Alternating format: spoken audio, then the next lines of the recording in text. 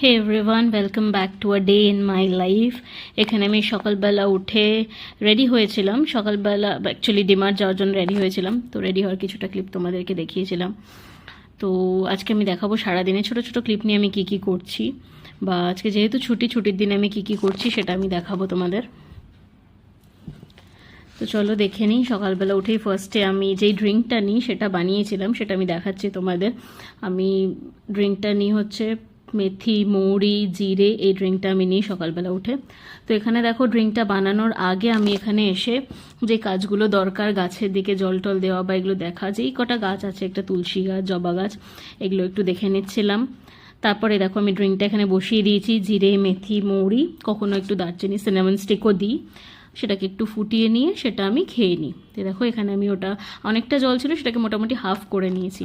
তারপর আমি এখানে কিচেন টপে যেটা আমার একটা মানি প্ল্যান্ট লাগিয়েছি সেটা একটু জল টল দিচ্ছিলাম।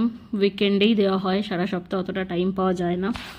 তো এটা দেখে নিচ্ছিলাম। দেখো এখানে মোটামুটি জিনিসগুলো রেখেছি। বটলগুলো আমি নিজেই পেন্ট করেছি। আর কিছু কিছু জিনিস এখানে টুকটাক সাজিয়ে রেখেছি, যেগুলো মোটামুটি রাখা যায় যতটা। তারপর আমি একটু আমার আর আমার মায়ের জন্য দুধ চা বানিয়ে নিচ্ছিলাম। অন্য দিন তো দুধ চার টাইম হয় না, তারপর আমরা সবাই মিলে বসে দুধ চা খেয়ে দুপুরের রান্নাতে আমি একটু মাকে হেল্প করে দিচ্ছিলাম। এখানে ভেজ ডালের জন্য আমি সবজিগুলো ভেজে নিচ্ছিলাম, তারপর আমি ভেজ ডালটা বানিয়ে নিই। আজকে যেহেতু স্যাটারডে, নিরামিষ। তারপর এখানে ঝিঙে, আলু, ডাঁটা দিয়ে পোস্ত বানানো হচ্ছিল। তারপরে রেডি হয়ে আমরা ডিমার্ট যাই।